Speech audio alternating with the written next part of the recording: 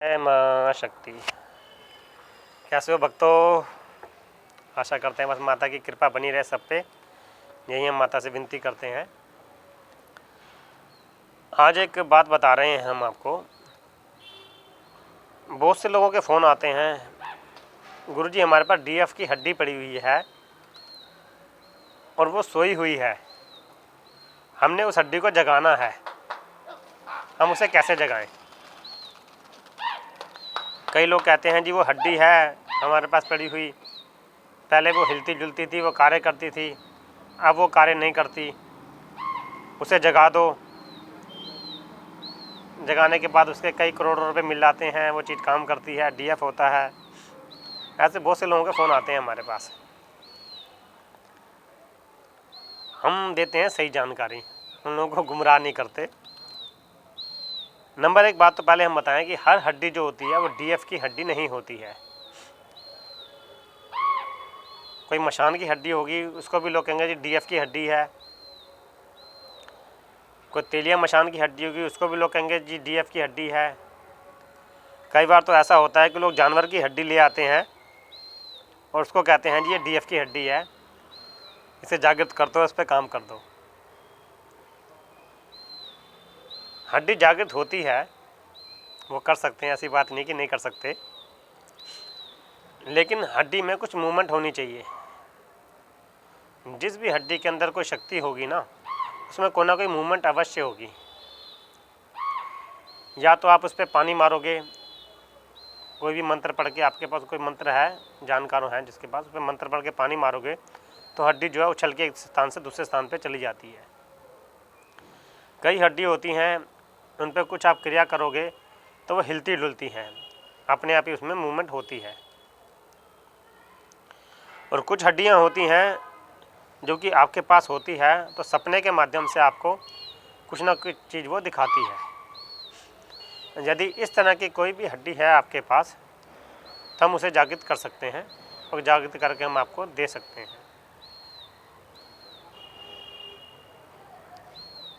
हमें नहीं चाहिए। बहुत से लोगों के दिमाग में बात आती है कि हम अगर हड्डी देंगे गुरुजी को, वो जागृत कर लेंगे, वो अपना काम करवा लेंगे, वो के लाखों करोड़ों रुपए से उतरवा लेंगे। डर होता है लोगों के दिल में, इसलिए हम पहले कहते हैं कि हमें नहीं चाहिए।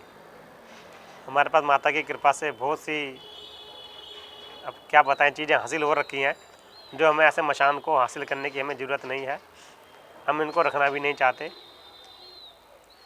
हमारे पास भी है कोई सामान जो हमारे कार्य के लिए हमारे लिए बहुत है, हमें ज़्यादा नहीं चाहिए। यदि किसी की हड्डी में ऐसी मूवमेंट हो तो आप हमसे संपर्क कर सकते हैं, हमने जागृत करके देंगे, उसको वापस कर देंगे। लेकिन जो भी उसका खर्चा आएगा वो आपको खर्चा देना पड़ेगा। दूसरी बात ये, किसी भी शक्ति को जागृत करने के लिए समय लगता है। किसी को 40 दिन में लग सकते हैं, किसी को 90 दिन में लग सकते हैं, और कई जो होती हैं 11 दिन में, 3 दिन में भी चीज़ें वो जागृत हो सकती हैं। एक तो पहली बात कि जो भी आप सामान देंगे हमें पूर्ण विश्वास करके देना पड़ेगा और ये भरोसा रखना पड़ेगा कि इस चीज़ों को जागृत करके हम आपको ही लौटाएंगे, हम इससे अपना कोई काम, निजी काम नहीं लेंगे। दूसरी बात, जो भी आप हमें कोई सामान देंगे, साथ में उसका जो भी खर्चा होगा वो भी आपको सारा खर्चा पहले देना पड़ेगा।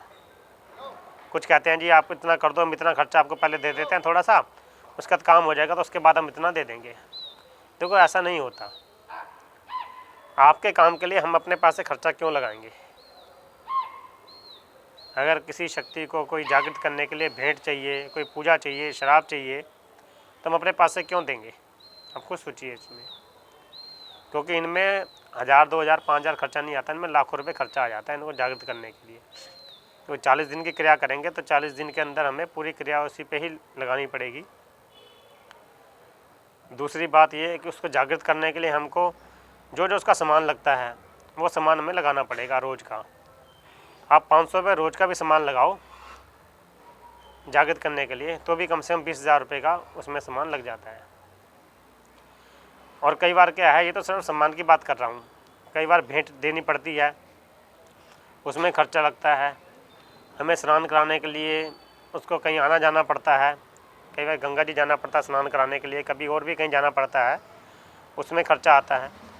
और जो समय हम आपके लिए देंगे इसको जागृत करने के लिए, जो हम समय आपको देंगे, हमारा वो भी निजी समय है, वो भी हम आपके कार्य के लिए दे रहे हैं, तो उसमें भी खर्चा आता है। इसलिए यदि आप खर्चा कर सकते हैं तो पूर्ण विश्वास रखिए कि अगर आपकी हड्डी में हल्की सी भी मूवमेंट है तो हम जागृत करके उसको, आपको बुलवा के उसको जागृत करके आपको दिखा देंगे, और आपकी शक्ति से, जो भी आपके पास उस हड्डी में शक्ति है, उससे आपकी बात करवा देंगे।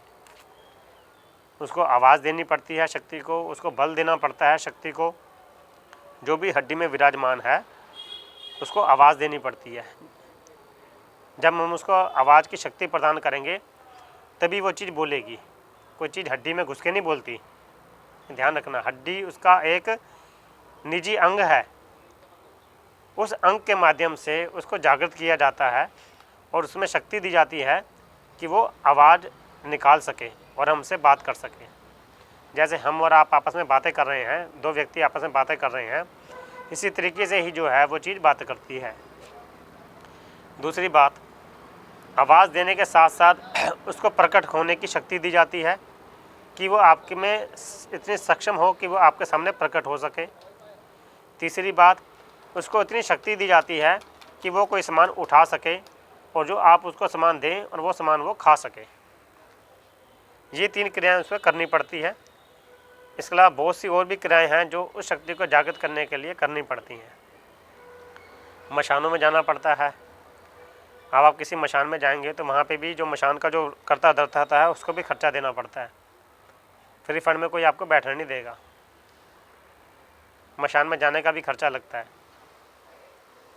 और उसके बाद जान का जोखिम भी है।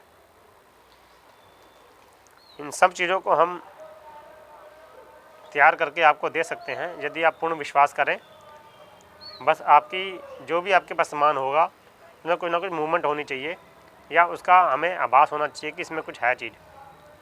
पहले हम उसको जांच करेंगे, अगर उस शक्ति में कोई भी चीज़ है, उसके अंदर मूवमेंट है या उसमें कोई शक्ति विराजमान है, तो हम उसको जागृत करके अवश्य देंगे।